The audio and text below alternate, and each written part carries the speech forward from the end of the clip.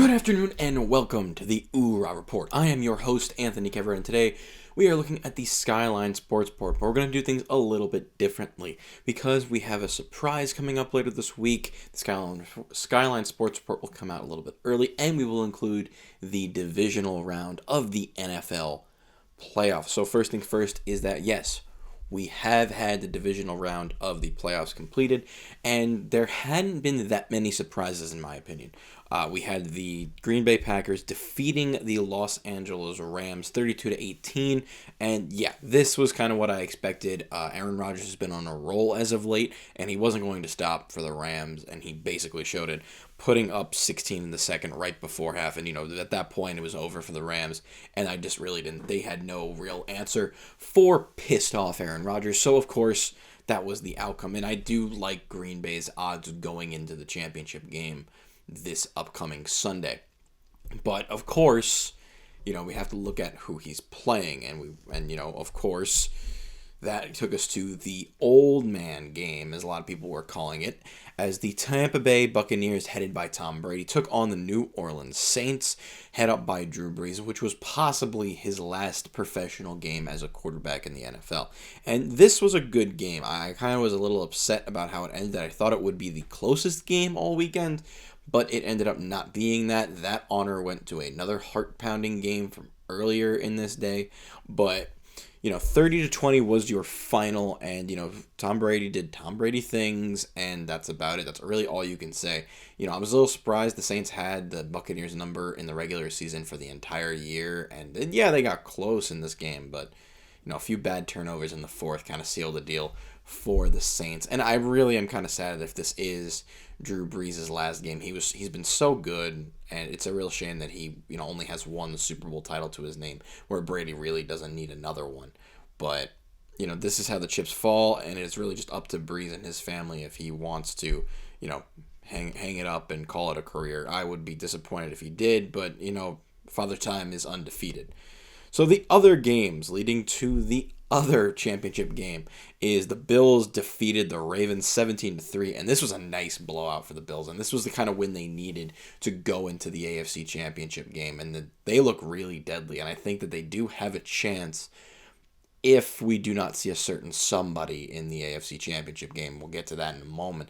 But yeah, this game was really good to watch, but once again, the Bills kind of just did what they had to do, came in and just took care of Baltimore.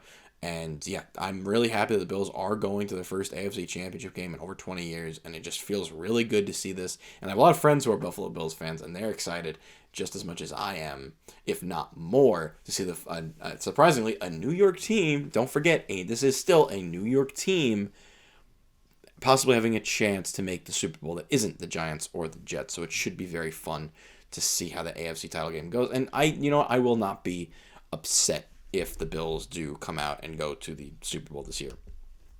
Now, the actual surprising game, this was the only one that surprised me, and it was a 22-17 victory for the Kansas City Chiefs against the Cleveland Browns.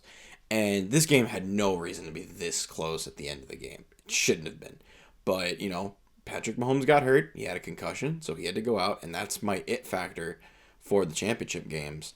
And I like this game, and I love, the Kansas City offense. And thank God, the balls on Andy Reid to go on like 4th and inches and get it to win the game is unbelievable. And the Chiefs, I think, for the first time since the Patriots in 2003-2004, have one of the best chances to go back-to-back. And I would love to see them do it, but we will have to see. And, we do have to go one.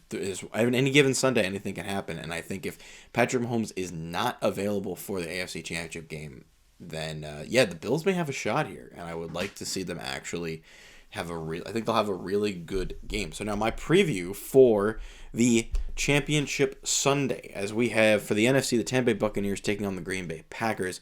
And as much as I would like to see Tom Brady fail, I feel like, he might actually. I really do think at the end of the day, I think Green Bay kind of has his number at this point, and it should be an interesting game no matter what, but I do see the Packers going on to Super Bowl. And this is just my whole Super Bowl prediction as well, because I do see the Super Bowl being these two teams. I saw it from the beginning of the playoffs, and now to see it hopefully come to fruition will make me very happy.